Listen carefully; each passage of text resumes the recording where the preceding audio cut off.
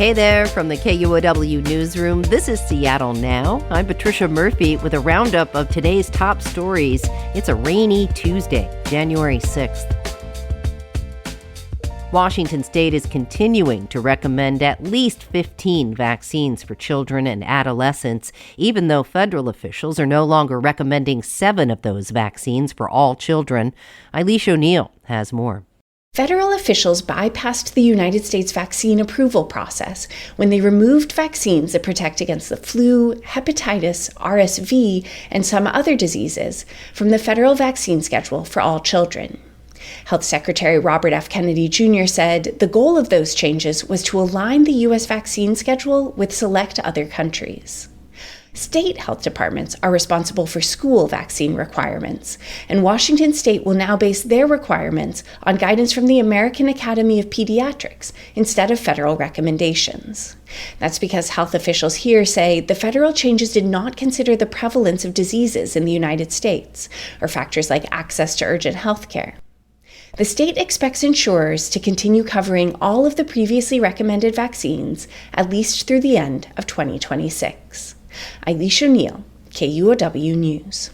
State health officials say flu activity is high right now, and 22 Washington residents have died from influenza so far this season. Flu infections are surging nationwide. Type A influenza is the most frequent strain reported so far. Historically, that strain is most associated with hospitalizations and deaths in older adults. State officials say last season flu activity peaked in February, so there's still time to get vaccinated. A winter storm warning is in effect for the Cascades until 4 p.m. on Thursday. Officials are urging drivers to check the forecast before heading over the pass today. Jacob DeFlitch is with the National Weather Service in Seattle. He says both Snoqualmie and Stevens passes could get 1 to 2 feet starting today. The heaviest snowfall is really going to fall this afternoon through this evening, but anywhere from around 1 inch to 1.5 inches an hour, peaking this afternoon into this evening. The snow is expected to come down through Thursday afternoon and could add up to 2 to 4 feet of total snow this week. DeFlitch says that will be a challenge for drivers, but good news for skiers.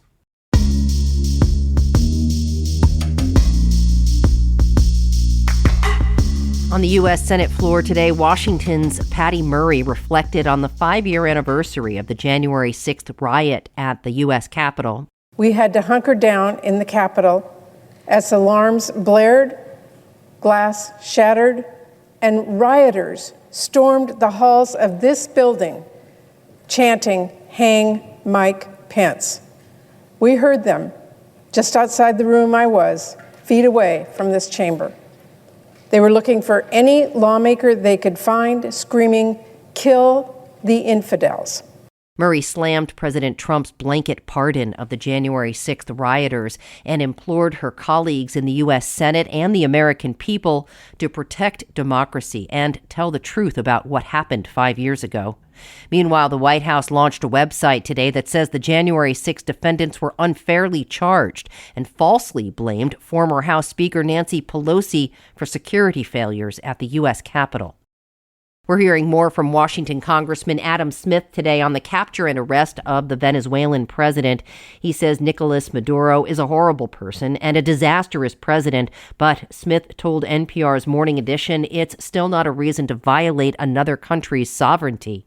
I mean, you couldn't send an armed group of people in to snatch anybody off the street without the consent of the country, and certainly not their president. But there are a lot of countries in the world poorly run, and if the U.S. asserts its right that if we're strong enough, we can go ahead and do it regardless of the law, that undermines the rule of law across the world. During a hearing yesterday in a New York courtroom, Maduro insisted he's still the president of Venezuela and called himself a prisoner of war.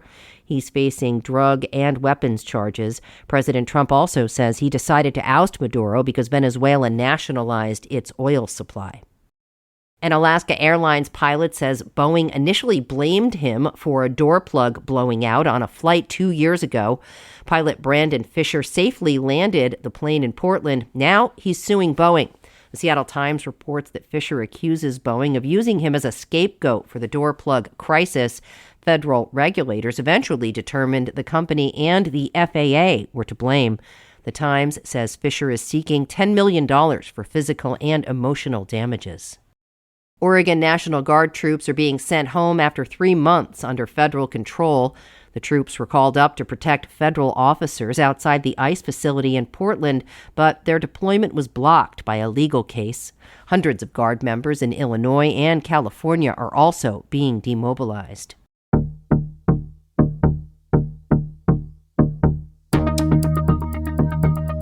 An act of vandalism at Nisqually State Park near Eatonville is being called a hate crime by some tribal members. 4 sculptures, each standing 13 feet tall, were knocked over and broken on New Year's Day. Former Nisqually Tribal Council Chairman Willie Frank III condemned the act, but vowed on his Facebook page that this would do little to stop the park's progress. We don't get all cranky. We don't throw a temper tantrum. We just make sure we get those welcome figures back up any way possible and continue the beautiful work that is being done up there. Nisqually State Park is undergoing massive development through a partnership between Washington State Parks and the tribe.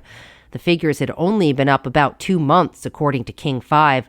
Washington State Park says the figures are now being safely stored. They also said their law enforcement division is investigating the vandalism.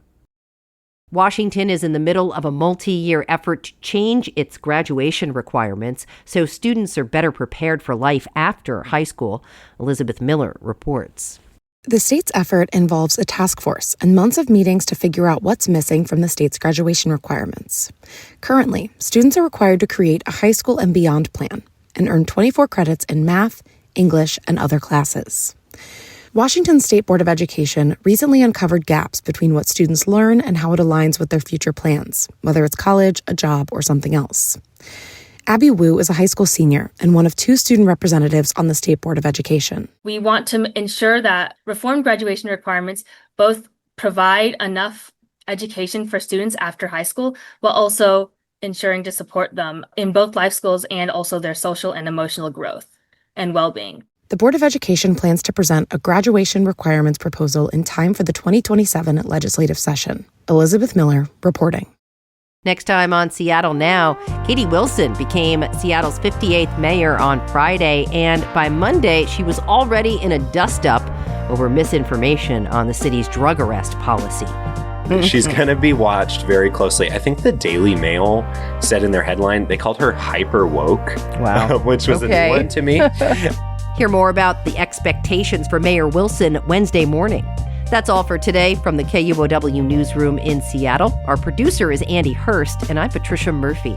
Seattle Now and KUOW are members of the NPR network. See you later.